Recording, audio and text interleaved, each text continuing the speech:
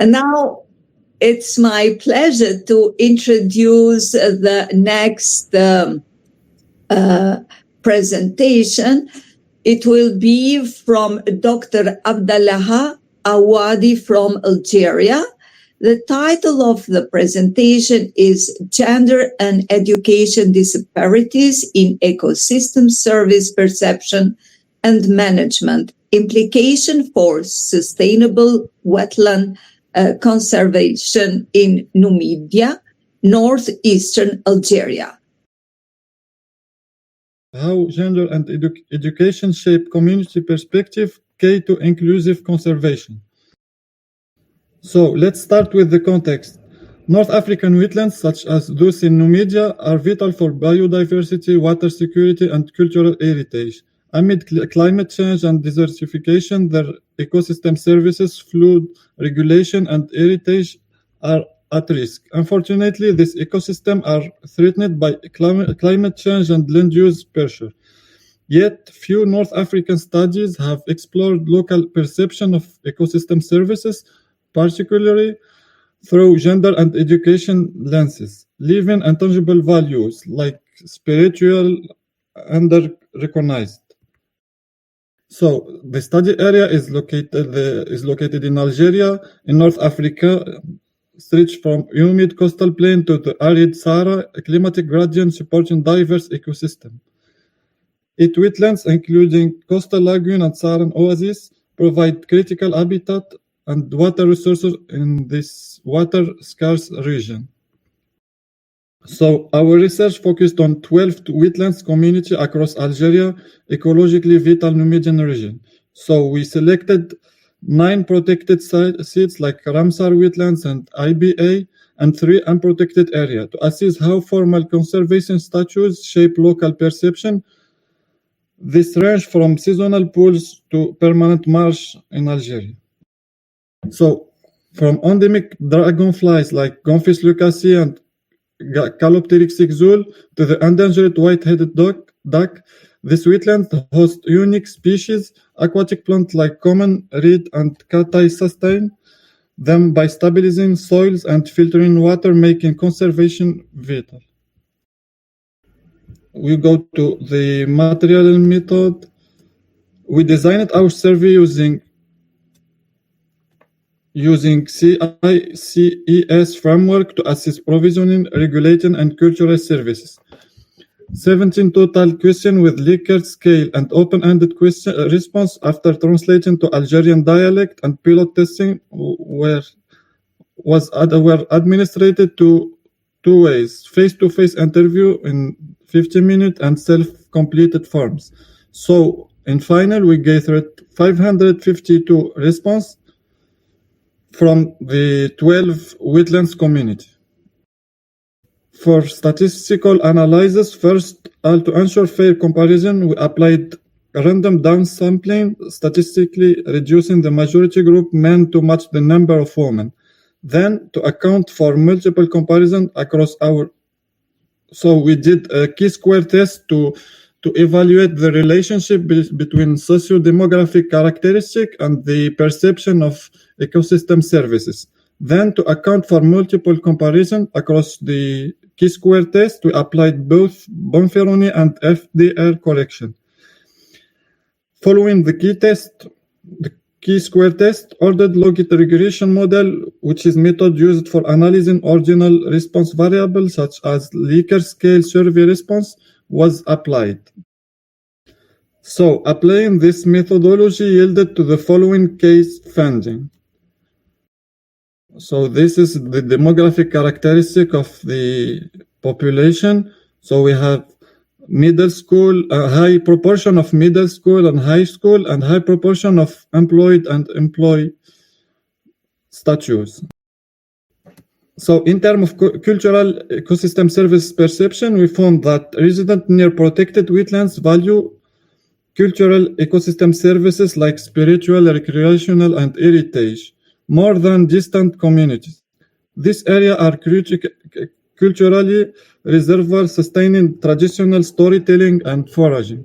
Therefore, protection safeguards not just biodiversity but also cultural identity highlighting the need of policy integrating heritage conservation. So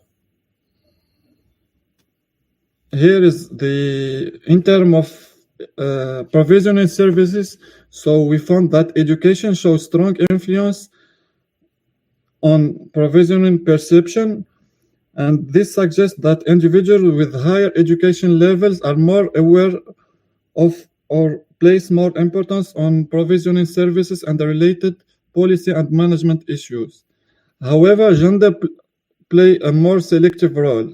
Significant difference in perception of change, implying men and women perceive ecosystem degradation or shift differently. Marginal significance for management challenges, possibly reflecting different life experience or involvement in resource use. Other items like usage frequency or well-being importance did not vary significantly by gender. So education dominates as the strongest predictor for both service usage and management perception. The value of confirm this. The gender neutrality emerged after statistical correction. Most gender-based differences are not significant in the broader multivariate context. So education outreach can be a powerful intervention to improve public engagement with provisioning services. So here we found that education have a significant effect, suggesting that more educated respondents express greater concern over regulating services. Gender shows significant influence, meaning that men and women perceive environmental change differently in the context of regulating services. A strong educational effect is seen, suggesting that higher education correlates with greater awareness or concern about challenges in the regulating services management. Women prioritize regulating services, so the analysis revealed that women show 23% higher concern from regulating functions like flood control and critical service in wetland systems. For education effects, the education effects had an effect on cultural engagement, perceived importance, traditional ceremony, and preferred promotion strategy. Education emerged as a consistent predictor of awareness and valuation of cultural services. So more educated individuals are significantly more likely to engage in value and suggest ways to promote cultural ecosystem services, including rituals and education programming. For gender effect, so only one effect is on cultural engagement. Gender play a role in who participate more actively in cultural service interaction. So for cultural services, higher education was associated with increased awareness of ecosystem services, but also with reduced participation in traditional cultural practices. Areas near protected wetlands show greater prevalence of cultural ceremonies. Formal education fosters ecological literacy but may alienate individuals from traditional embedded forms of engagement.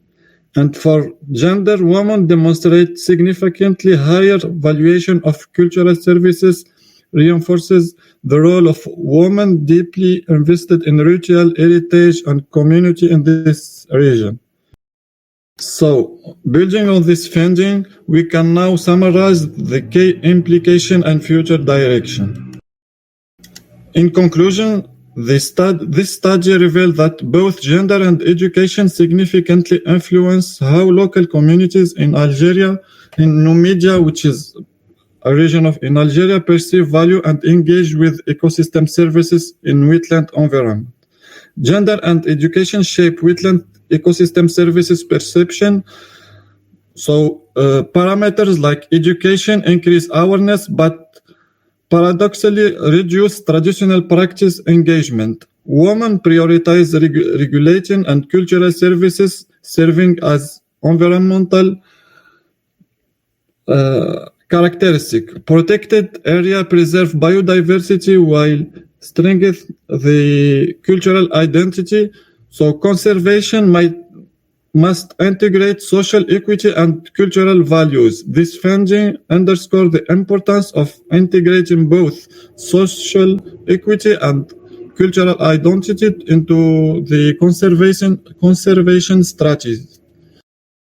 And thank you for your attention.